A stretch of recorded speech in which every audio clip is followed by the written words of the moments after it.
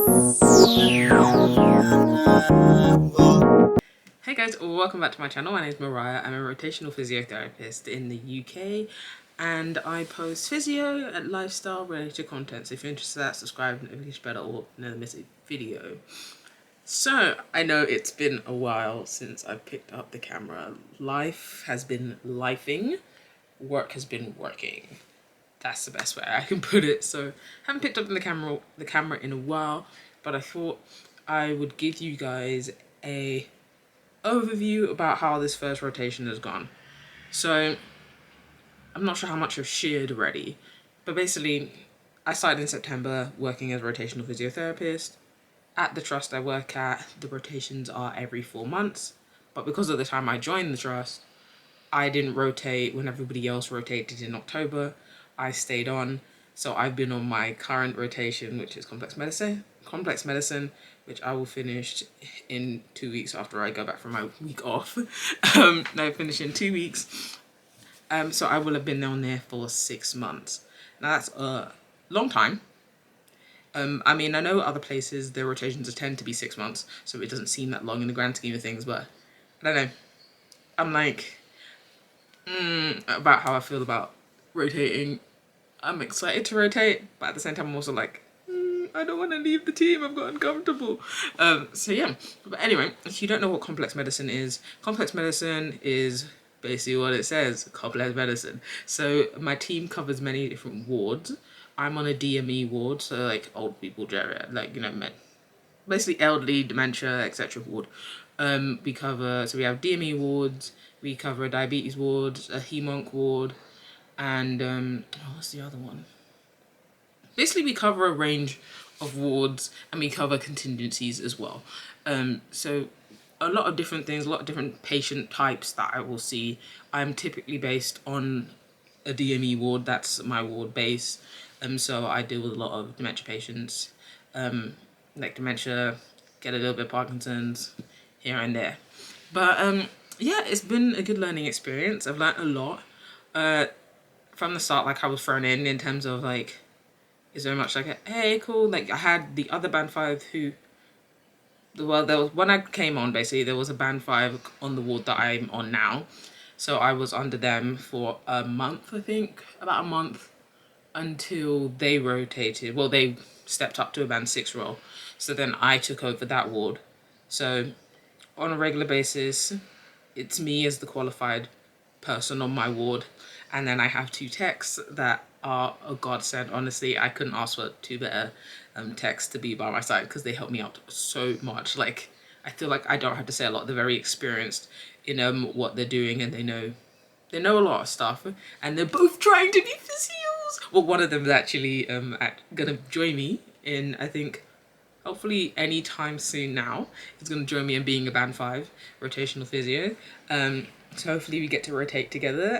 That would be nice. But yeah, it's great, honestly. It's great. Yeah, I'm not sure, I can't remember like what exactly I said in my first month rotation like video. But at this point now, I'm at the point where I'm like, like, you know, I like the team, I like the vibe, I'm in the swing of things, I've got my independence, you know, I think I came in with confidence anyway, but confidence is still grown in terms of like, I was confident in my knowledge when joining, but now I'm like confident to question other people, and I'm confident to stand my ground and things, which I do outside of work, but like in work is more like, you know what I mean? So it's been great, learned a lot in that sense. And then the team has just been very supportive. We get a lot of in-service training, which I will admit I haven't been to a lot of them, just because I keep for some reason my late shifts, or like whatever I have scheduled, seems to clash with it. So it'd be like, oh, the training's going on in the morning, but then I'm doing the late shift, so I don't start until 12. So then I miss the training, and then I have to catch up on my late shifts. And if I don't catch it up on my late shift because I've been bleeped to a bunch of places, or I have been given a long list of patients, then it's like, ugh, okay. But no, in-service training has been good. They've been very good at trying to set aside non-clinical time. When, especially like at the start, I found I was a bit overwhelmed with how much paperwork and how many new things and how many training I had to sign up for. It felt like a lot at times, but they've been very, very supportive in being like, okay, well, let's give you an hour at the end of the day, or let's give you here, like, I think next week we have an hour in the morning of non-clinical time. An hour doesn't sound like a lot, yes, but at the same time it's better than nothing, because finding non-clinical time throughout a regular day is difficult. It is not easy all the time, because like half the time I don't even get to check my emails unless I get in really early in the morning to be able to check them, like, you know. But yeah, so they're very good at that. They've been very good at motivating us to prioritize our preceptorship. So for preceptorship, if you don't know what it is, it's basically a program that helps transition you from being a student to being a qualified professional, and it lasts a year long. You have an MDT aspect of it. So I have to attend like 3 classes. Oh, I forgot about a book that I need to sign. I just remembered. Oh my god. So we have 3 classes that we have to attend as therapy staff. We have the classes with like nursing staff, midwifery, etc. Like very MDT team, and then we also have competencies for our own profession, so physiotherapy competencies that need to be signed off. And so far I'm doing pretty well. I still need to find time to write my 6-month reflection, because you have to write a 3-month, 6-month reflection, and I think a 12-month reflection. I don't think there's one at the 9-month point, but yeah, been very good at keeping on top of that, because last thing you want is the preceptorship to pile up. It's easy to get the thing signed off as quickly as possible, and I think when you're looking for band 6 roles, they will look about if you have completed your preceptorship. That's what I've been told, but I'm not sure if I was just told that as a way to get me to do my preceptorship. So who knows? Who knows, honestly?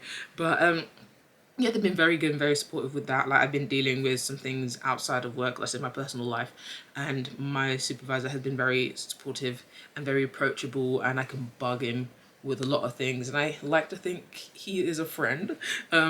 But yeah, things have been getting very well on the team, and if I could, I have said before that I'm open to rotating back to complex, because the team's so lovely. Like, the stuff that we do in complex medicine, I will admit though, it doesn't always feel like I'm actually a physio, in terms of, which is the one downside I would say to complex medicine, is a lot of discharge planning.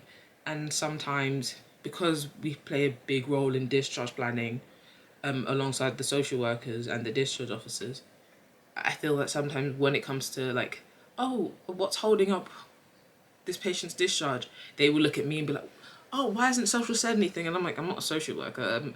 I just did the referral. Like, so that's, I say, the one thing I don't like about complex medicine, is that like it's very heavy on discharge. But one thing I'm happy about though is that I have had that exposure to the whole discharge side of things, and I think it will help me going forward with other rotations that I'm going into, because I will think beyond the picture I'm currently seeing.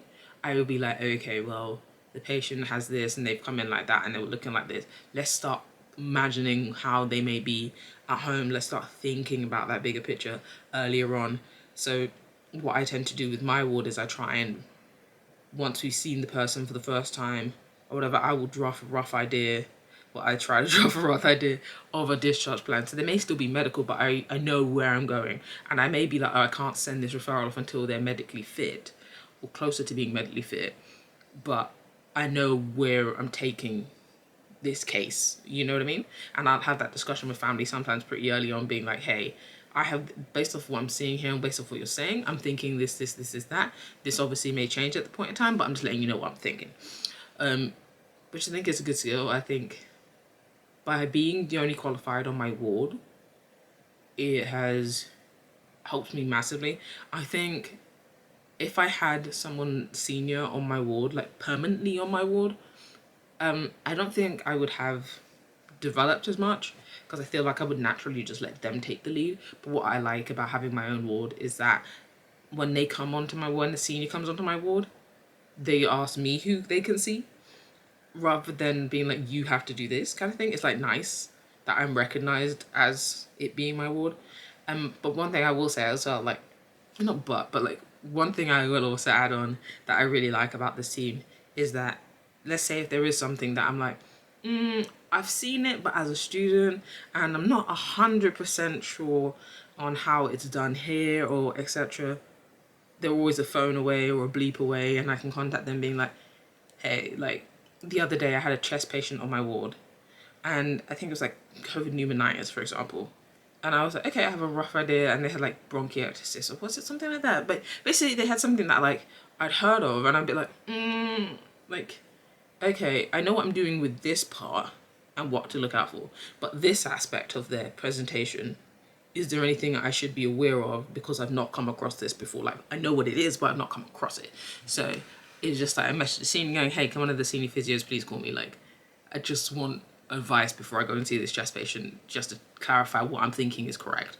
And they came over literally like not even 5 minutes, was like, I'm coming. And we discussed it, and then I went on and it was all good, which was really nice. Yeah, the support is lovely. The support's just lovely in general, not just in this rotation, but I think everybody is lovely. Like the other people from other teams that I've met on the late shift or just around the hospital have been very like welcoming, very supportive in that sense. And then in terms of next rotation, I know before I said I was going to front door because that's what I thought I was going, where I thought I was going. Turns out I'm not going to front door anymore. I'm going to respiratory. So in 2 weeks, I'll be starting on my respiratory rotation. I'll be there for 4 months, and I'm excited for it. I've done a little bit of chest while I've been here. Like, I've gone on either doing like patients who need chest on my ward.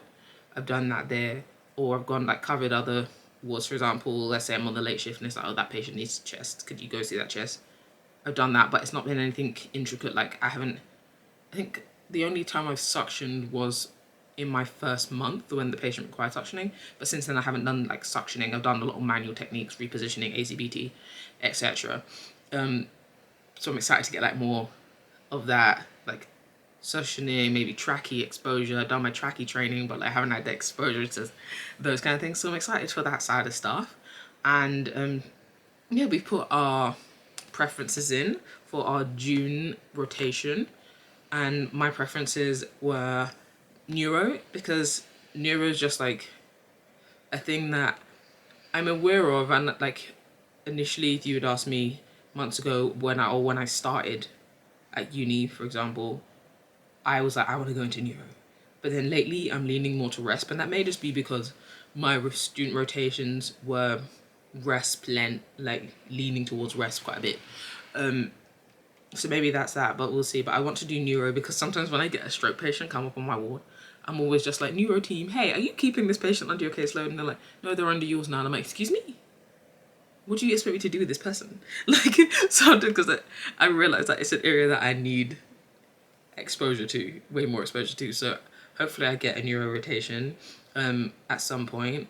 And I've also put down that my second preference is to go to front door, because I'm sure I've said it before, when I did front door as a student, I really enjoyed it those 2 times I had the exposure to it, and I want to do that again. So yeah, and so far based off the promotional June rotation list, I'm going to front door, which I'm super happy about. The team is lovely and everything, and then hopefully I can go to neuro after, but we'll see what happens. We'll see where it takes me. But that's how my time has been going so far as a physiotherapist. I'm loving it. Yeah, that's all I can say. But let me know down below if you guys are rotating. Let me know where you're rotating or where you're rotating to. That would be interesting to hear what you guys have been up to. And I'll see you guys in another video. Bye guys.